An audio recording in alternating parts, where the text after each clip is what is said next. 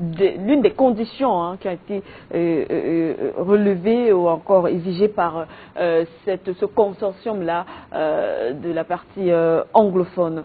Alors, qu'est-ce que vous en pensez? On parle de libération de ces jeunes-là qui ont quand même participé à ce mouvement de ce côté dans cette partie du Cameroun. Est-ce que vous pensez que la libération pourra peser de son poids, pourra essayer, pourquoi pas, d'apaiser aussi peut-être la situation?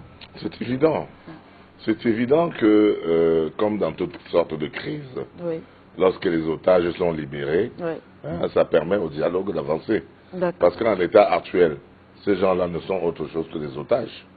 Parce qu'ils ont été pris, oui, une quarantaine, oui, 21, me dit-on, ont été libérés. Oui. Il y en a encore 20.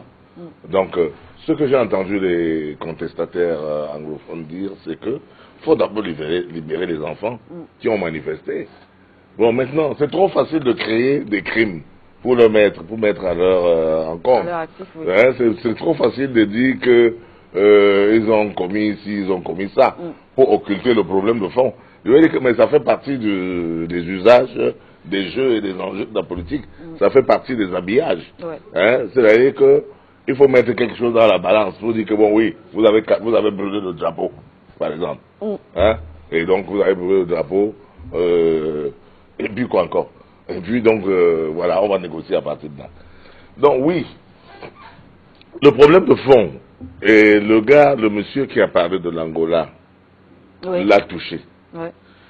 Au-delà de ce que monsieur Aboué Machoui, le ministre, un des témoins encore vivants, a dit, a écrit, que j'ai lu, et que les témoins survivants comme lui, Biya et Dorothy Djema, qui connaissent l'histoire de fond en comble, oui, devraient pouvoir trouver une solution à cela.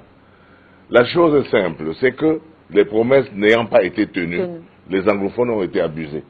Voyez-vous, pourquoi on en arrive à la République unie, alors que la constitution de la République fédérale avait stigmatisé que la forme de l'État ne changera pas.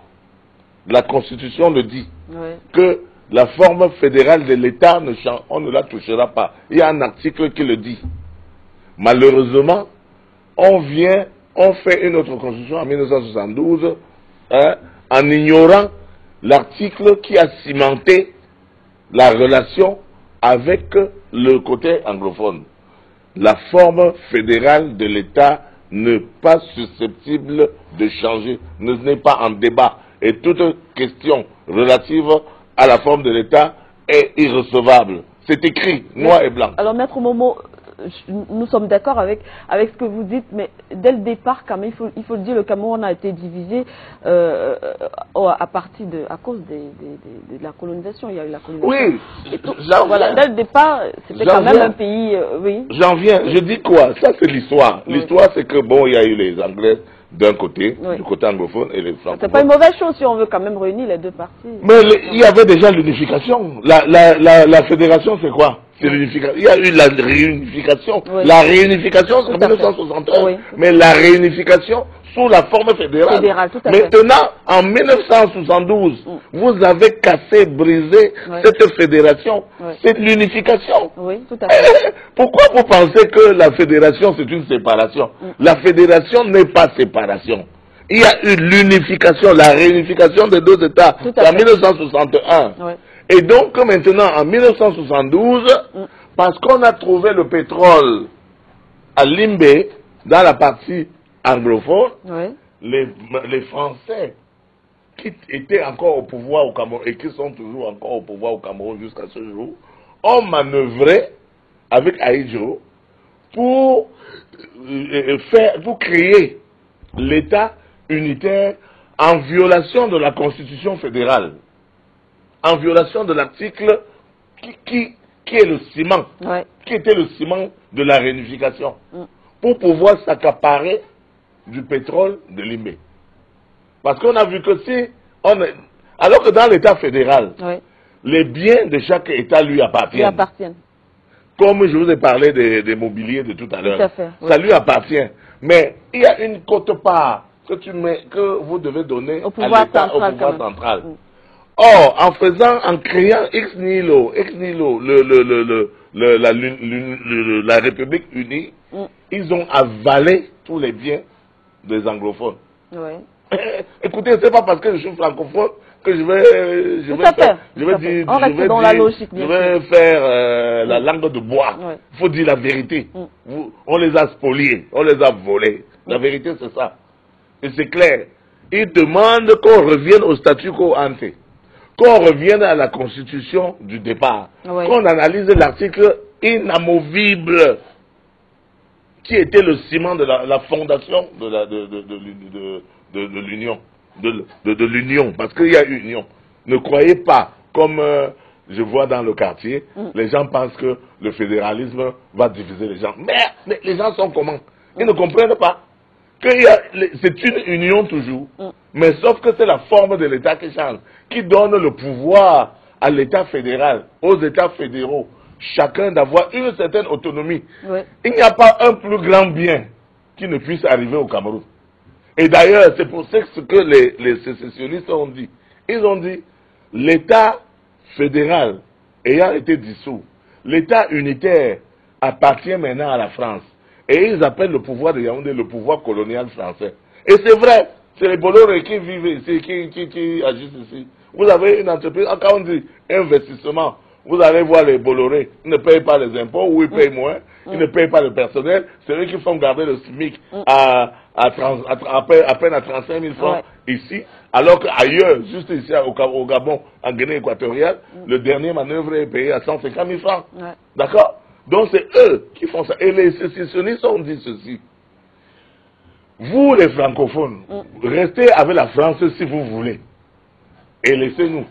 Ou si vous voulez qu'on continue ensemble, quittez la France-Afrique, quittez les Français, et venez, on construit notre maison sans eux. Est-ce qu'un discours comme ça n'est pas compréhensible? C'est une information peut-être qu'on n'avait pas. Oui, c'est leur discours, c'est le raccourci de leur discours. Il faut que les gens disent la vérité. La vérité, c'est ça. La vérité, c'est que les francophones sont toujours liés à la France, qui spolient tous les biens, et eux, ils n'ont rien. Depuis le pétrole de Limbe jusqu'au gaz de Bakassi, tout le pétrole Bakassi, et tout ce qu'il y a dans la zone. La zone est riche, mais ils ne peuvent pas se développer. Parce que, regardez comment on a écrit même dans la Constitution qu'on va faire la décentralisation. Ça fait 20 ans. Même la décentralisation là ne se met pas en place. Pourquoi? Parce que les gens vivent bien en l'État. Et le peuple vit mal. Le peuple francophone, comme le peuple anglophone, vit mal. Il ne faut pas qu'on vous trompe. Nous, francophones, vivons aussi mal que les anglophones à cause du système centralisé de l'État qui ne nourrit que les Blancs. La France, en l'occurrence. C'est ça la vérité. Alors, Maître Momo, on a eu cette information ce matin, qu'on pourrait appeler information de dernière minute. La population anglophone réclame une présidence rotative ou régionalisée. Est-ce que ce n'est pas normal? Est-ce que ce ne serait pas une revendication normale que eux aussi? Est-ce que qui a dit que, comme on vient à l'Union, le président sera toujours francophone? Je crois qu'il faut tenter aussi un président anglophone. Pourquoi on n'a que 2 présidents pendant presque 60 ans? 60 ans, 2 présidents.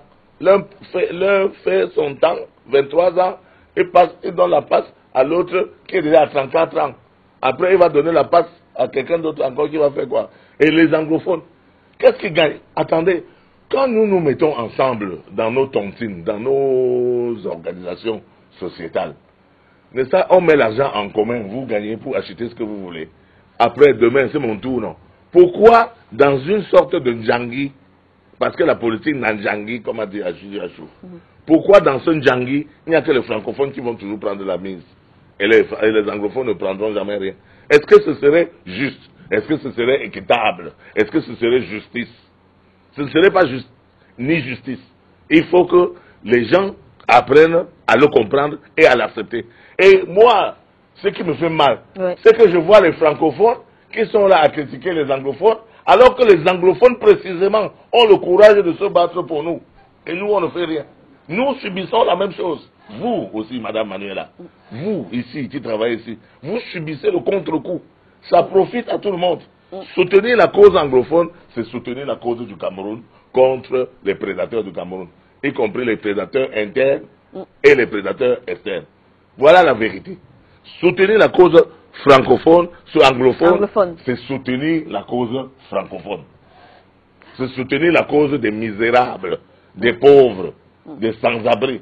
C'est soutenir le changement. Il faut un changement dans ce pays. Il faut une politique qui tienne compte de l'être humain. Il faut une politique qui tienne compte des habitants qui habitent ici. Il ne faut pas que l'Afrique soit toujours considérée comme un puits de pétrole. Il faut que l'Afrique et le Cameroun soient considérés comme un continent où des hommes vivent. Parce que quand les gens, comme les Bolloré, ou les gens qui ont les sociétés de bananes à Djombe, quand ils paient les gens à 35 000 francs là, 35 000 francs mon ami, ça n'atteint même pas un euro. Hein? Ah oui, ça atteint combien d'euros là? Ça n'atteint pas 10 euros. Ça peut atteindre 10 euros, 650 fois machin. Bon, enfin, on va dire ça comme 100 euros.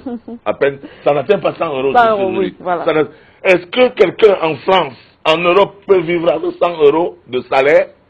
100 euros, c'est 65 000 francs. Alors que le SMIC chez nous, c'est 50 euros, c'est-à-dire la moitié. La moitié. 50 euros. Mais n'exagérez pas. Le peuple est un peuple d'esclaves. Le peuple francophone et le peuple anglophone sont des esclaves au profit de l'impérialiste. Au profit de l'impérialiste et de ses soutiens locaux. Et de ceux qu'ils ont mis au pouvoir. Voilà la vérité. Pourquoi on veut tronquer ça? Le problème anglophone, c'est notre problème. C'est le problème des francophones. C'est le problème des gens qui vivent mal. C'est le problème des gens qui ont été spoliés de leurs droits. C'est le problème de tous les Camerounais qui vivent mal. Ouais. Il ne faut pas croire que c'est le problème anglophone. C'est notre problème.